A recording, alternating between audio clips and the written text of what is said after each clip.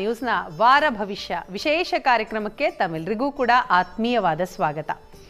ವಾರ ಭವಿಷ್ಯ ಕಾರ್ಯಕ್ರಮದಲ್ಲಿ ಇಡೀ ವಾರ ಹೇಗಿರುತ್ತೆ, ವಾರದ ವಿಶೇಷತೆ ಏನು, ಇದರ ಜೊತೆಗೆ ದ್ವಾದಶ ರಾಶಿಗಳ ವಾರದ ಫಲಾಫಲ ಏನು ಅನ್ನೋದನ್ನ ತಿಳಿಯೋಣ. ಇದರ ಜೊತೆಗೆ ವೀಕ್ಷಕರೇ ತಾವು ಕೂಡ ಕಾರ್ಯಕ್ರಮದಲ್ಲಿ ಕರೆ ಮಾಡಿ ಮಾತನಾಡಬಹುದು. ತಮಗೆ ಏನಾದರೂ ಪ್ರಶ್ನೆಗಳಿದ್ರೆ ಆ ಪ್ರಶ್ನೆಗಳಿಗೆ ಉತ್ತರವನ್ನ ಪಡಿಬಹುದು. ಈ ಎಲ್ಲದರ ಬಗ್ಗೆ ಮಾಹಿತಿಯನ್ನ ಕೊಡ್ತಾ ಹೋಗ್ತಾರೆ ಪ್ರಾಜ್ಞರಾದಂತಹ ಶ್ರೀಕಂಠ ಶಾಸ್ತ್ರಿಯವರು. ಶಾಸ್ತ್ರಿಗಳೇ, ಶುಭೋದಯ, ಕಾರ್ಯಕ್ರಮಕ್ಕೆ ಸ್ವಾಗತ. ನಮಸ್ಕಾರ ಶಾಸ್ತ್ರಿಗಳೇ, ಮೊದಲನೇದಾಗಿ ನಾವು ಕಾರ್ಯಕ್ರಮ ಶುರು ಮಾಡೋದೇ ಒಂದು ಒಳ್ಳೆ ಮಾತಿನಿಂದ. ಇವತ್ತು ಯಾವ ಮಾತನ್ನ ಹೇಳ್ತಾ ಇದ್ದೀರಿ? ಸೊ ಈ ಮಾತು ಎಲ್ಲರಿಗೂ ಯಾವ ರೀತಿ ಪ್ರೇರೇಪಣೆ? ಶ್ರೀ ಗುರುಭ್ಯೋ ನಮಃ. ಹರಿ ಓಂ. ಮೂರ್ತಿತ್ವೇ ಪರಿಕಲ್ಪಿತ ಶಶಿಭೃತೋ ವರ್ತ್ಮಾ ಪುನರ್ಜನ್ಮನ ಮಾತ್ಮೇ ಚಾತ್ಮವಿದಾಂ ಕ್ರತುಶ್ಚ ಯಜತಾಂ ಭರತ ಅಮರಜ್ಯೋತಿಷಾಂ ಲೋಕಾನಾಂ ಪ್ರಳಯೋದ್ಭವ ಸ್ಥಿತಿ ವಿಭುಶ್ಚಾನೇಕಧಾಯ ಶರದೌ ವಾಚನ್ನ ಸದ್ದದಾತ್ಮನೇಕ ಕಿರಣ ತ್ರೈಲೋಕ್ಯ ದೀಪೋ ರವಿಹಿ. ಸಮಸ್ತ ವೀಕ್ಷಕರಿಗೆ ಮತ್ತೊಮ್ಮೆ ಶುಭೋದಯ, ಶುಭ ಬೆಳಗು. ಎಲ್ಲರಿಗೆ ವಿಪರೀತವಾದ ಚಳಿ. ಈಗ ತಾನೇ ಸುದ್ದಿ ಓದಿದ್ವಿ.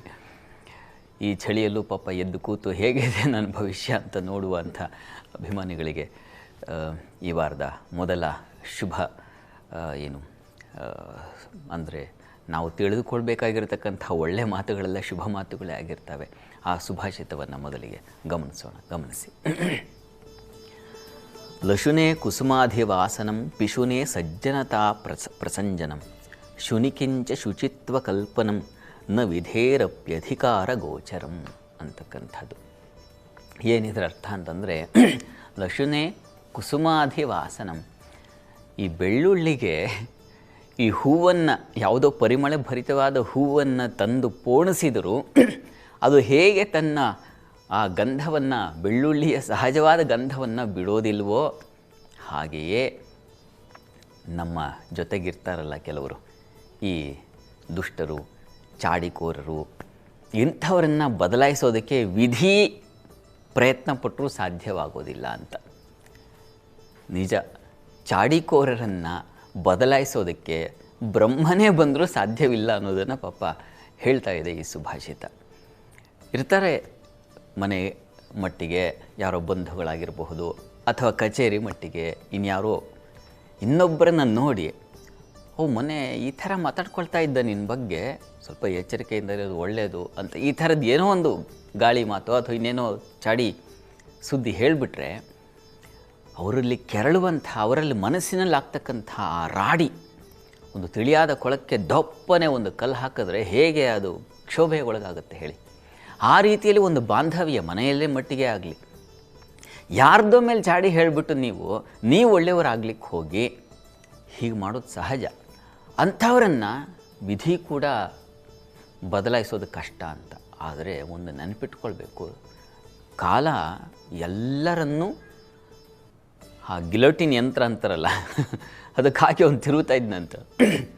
ಹಾಗೆ ಕಾಲ ತನ್ನದೇ ಆದ ಒಂದು ಯಂತ್ರವನ್ನು ಇಟ್ಕೊಂಡಿರುತ್ತೆ, ಅದರೊಳಗೆ ಹಾಕಿ ನಮ್ಮನ್ನು ಮಸಿಯುತ್ತೆ. ಆ ಸಂದರ್ಭ ಬಂದಾಗ ಆ ಚಾಡಿಕೋರರ, ದುಷ್ಟರ ಪರಿಸ್ಥಿತಿ ತೀರಾ ಘೋರವಾಗಿರುತ್ತೆ. ಹೀಗಾಗಿ ನಮಗಾದಾದರೆ ಹೇಗಾಗುತ್ತೆ ಅಂತ ಯೋಚನೆ ಮಾಡಿಕೊಂಡು ಮುಂದುವರಿಯೋದು ತುಂಬ ಒಳ್ಳೆಯದು. ಆ ಸಂದರ್ಭದಲ್ಲಿ ನಾವೇ ಇದ್ದರೆ ನಮ್ಮ ಪರಿಸ್ಥಿತಿ ಏನಾಗುತ್ತೆ, ಹೇಗಾಗುತ್ತೆ, ನಮಗೆ ಎಂಥ ಘಾಸಿ ಆಗುತ್ತೆ, ಇದನ್ನು ಒಂದು ಸಲ ಯೋಚನೆ ಮಾಡಿಕೊಂಡ್ರೆ ಬಹುಶಃ ನಾವು ಎಲ್ಲೇ ಇರಲಿ, ಮನೆ ಮಟ್ಟಿಗೋ ಕಚೇರಿ ಮಟ್ಟಿಗೋ ಇನ್ಯಾವುದೋ ಸಂದರ್ಭ, ಅಲ್ಲೆಲ್ಲ ಈ ಥರ ವರ್ತನೆ ಮಾಡಬಾರ್ದು. ಅದರಿಂದ ದುರ್ಗಂಧ ಇದು ವ್ಯಾಪಿಸುತ್ತೆ, ನಮ್ಮ ವ್ಯಕ್ತಿತ್ವ ಹಾಳಾಗುತ್ತೆ, ನಮ್ಮ ಸೌಂದರ್ಯ ಹಾಳಾಗುತ್ತೆ, ಎಲ್ಲವೂ ಹಾಳಾಗುತ್ತೆ, ಬದುಕು ವ್ಯರ್ಥ ಆಗಿಬಿಡುತ್ತೆ. ಹೀಗಾಗಿ ಇದನ್ನು ಯೋಚನೆ ಮಾಡಿ, ಇನ್ನೊಬ್ಬರಿಗೆ ತೊಂದರೆ ಆಗ್ತಾ ಇದೆಯಾ, ಅದನ್ನು ಅಷ್ಟರ ಮಟ್ಟಿಗೆ ನಾವು ಮಾಡದೇ ಇರೋದು ತುಂಬ ಒಳ್ಳೆಯದಲ್ವ. ಇದು ಸುಭಾಷಿತ ಈ ವಾರದ ಮಾತು. ಶಾಸ್ತ್ರಿಗಳೇ, ನೀವು ಹೇಳ್ತಾ ಇದ್ದ ಮಾತನ್ನ ಕೇಳಿದ್ರೆ, ಸೊ ಒಂದು ವಾಕ್ಯದಲ್ಲಿ ನನಗೆ ನೆನಪಾಗೋದು ಅಂತಂದರೆ ಕಾಲಾಯಿ ತಸ್ಮೇ ನಮಃ ಅಂತ. ಅಂದರೆ ಕಾಲ ಒಂದೇ ರೀತಿ ಇರೋದಿಲ್ಲ, ಬದಲಾಗತ್ತೆ, ಯಾರು ಏನೇ ಇದ್ರೂ ಅವರ ಬುದ್ಧಿ ಹೊರಬರುತ್ತೆ ಅನ್ನುವಂಥದ್ದು. ಸರಿ, ಇನ್ನು ವಾರದ ವಿಶೇಷದ ಕಡೆಗೆ. ಬುದ್ಧಿ ಹೊರಬರೋದಲ್ಲ, ಅಂಥ ಬುದ್ಧಿಗೆ ವಿಧಿ ಒಂದು ಕಾಲವನ್ನು ಇಟ್ಟಿರುತ್ತೆ. ಆ ಕಾಲದಲ್ಲಿ ಅವರನ್ನು ಹೇಗೆ ಮಟ್ಟ ಹಾಕಬೇಕು, ಯಾವ ಥರ ಬುದ್ಧಿ ಅದನ್ನು ಮಾಡುತ್ತೆ. ನಿಜ. ಈಗ ವಾರದ ವಿಶೇಷ, ಈ ವಾರದಲ್ಲಿ ಈ ವಾರ ಯಾವುದೆಲ್ಲ ವಿಶೇಷ ಇದೆ ಅಂತ. ಮಂಗಳವಾರದಿಂದ ಧನುರ್ಮಾಸ ಬೇರೆ ಶುರುವಾಗ್ತಾ ಇದೆ. ಸೊ ಹಿಂದೂ ಪಂಚಾಂಗದಲ್ಲಿ ಬಹಳ ವಿಶೇಷವಾದಂಥದ್ದು. ಈ ವಾರದ ವಿಶೇಷತೆ ಏನಿಲ್ಲ ಗಮನಿಸೋಣ. ಈ ವಾರದಲ್ಲಿ ಪ್ರಧಾನವಾಗಿ ಅದೇ ಧನುರ್ಮಾಸಕ್ಕೆ ನಾವು ಪ್ರವೇಶ ಮಾಡ್ತೀವಿ. ಮಂಗಳವಾರ ದಿವಸ ಗಮನಿಸಿ ಅಷ್ಟಕವನ್ನು 16ನೇ ತಾರೀಕು ಮಂಗಳವಾರ ಧನುರಾಶಿಗೆ ಸೂರ್ಯನ ಸಂಕ್ರಮಣವಾಗುತ್ತೆ. ಧನುರ್ಮಾಸ ಆ ದಿವಸದಿಂದ ಪ್ರಾರಂಭವಾಗುತ್ತೆ. ಅದಾದಮೇಲೆ ಶುಕ್ರವಾರ ಅಮಾವಾಸ್ಯೆಯನ್ನು ಎಳ್ಳು ಅಮಾವಾಸ್ಯೆ ಅಂತ ಕರಿತೀವಿ. ಬಹಳ ವಿಶೇಷವಾದದ್ದು. ಅದರ ವಿಶೇಷ ಮತ್ತು ಕೇತು ಜಯಂತಿ ಇರತಕ್ಕಂಥದ್ದು ಕೂಡ. ಇವೆರಡರ ವಿಶೇಷತೆಯನ್ನು ನಾವು ಆ ದಿವಸ ಗಮನಿಸೋಣ ನಮ್ಮ ಜಾತಕ ಫಲ ಕಾರ್ಯಕ್ರಮದಲ್ಲಿ. ಅದಾದ ಮೇಲೆ 20ನೇ ತಾರೀಕು ಪುಷ್ಯಮಾಸಕ್ಕೆ ನಾವು ಪ್ರವೇಶ ಮಾಡ್ತೀವಿ. ವಸ್ತುತಃ ಧನುಃಪುಷ್ಯ ಅಂತ ಧನುರಾಶಿಯಲ್ಲಿ ಸೂರ್ಯ ಇರಬೇಕು, ಪುಷ್ಯಮಾಸ ಬಂದಿರಬೇಕು, ಆಗ ಮಂಗಳ ಕಾರ್ಯಗಳನ್ನು ಮಾಡೋದಿಲ್ಲ ಅಂತ ಅದು ಯಾಕೆ ಇತ್ಯಾದಿ ಎಲ್ಲ ಆ ದಿವಸ ನೋಡೋಣ.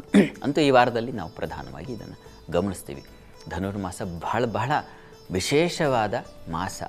ದೇವತೆಗಳ ಬ್ರಾಹ್ಮಿ ಮುಹೂರ್ತ ಕಾಲವನ್ನು ಧನುರ್ಮಾಸ ಅಂತ ಕರೀತಾರೆ. ದೇವತೆಗಳ ಹಗಲು ಇನ್ನೇನು ಪ್ರಾರಂಭ ಆಗ್ತಾ ಇದೆ, ಅದಕ್ಕೆ ಮುನ್ನ ಅಲ್ಲಿ ಸೂರ್ಯೋದಯ ಆಗುವ ಮುನ್ನ ಆ ಯಾವ ಕಾಲ ಇದೆ ಸುವರ್ಣ ಕಾಲ, ಅದನ್ನು ಧನುರ್ಮಾಸ ಅಂತ ಕರೀತಾರೆ. ಇನ್ನು ವಿಸ್ತಾರವಾಗಿ ಆ ದಿವಸ ಯಾಕೆ, ಇದರ ಕಥೆ ಏನು, ಪುರಾಣದಲ್ಲಿ ಏನು ಹೇಳ್ತಾ ಇದೆ ಇತ್ಯಾದಿ ಎಲ್ಲ ನಾವು ಜಾತಕ ಫಲ ಕಾರ್ಯಕ್ರಮದಲ್ಲಿ ಸಮಗ್ರವಾಗಿ ನೋಡೋಣ. ಆಸಕ್ತರು ಕುತೂಹಲದಿಂದ ಕಾಯಬಹುದು. ಅಂತೂ ಈ ವಾರ ಈ ವಿಶೇಷತೆ ಜಾತಕ ಫಲ ಅಂದ್ರಿ ಶಾಸ್ತ್ರಿಗಳೇ, ಅದಕ್ಕೆ ಎನ್ಬ ಅವಾರ್ಡ್ ಕೂಡ ಬಂದಿದೆ. ಅಭಿನಂದನೆಗಳು. ಈಗ ಕಾಲರ್ಸ್ನ ಮಾತನಾಡಿಸುವಂತಹ ಸಮಯ.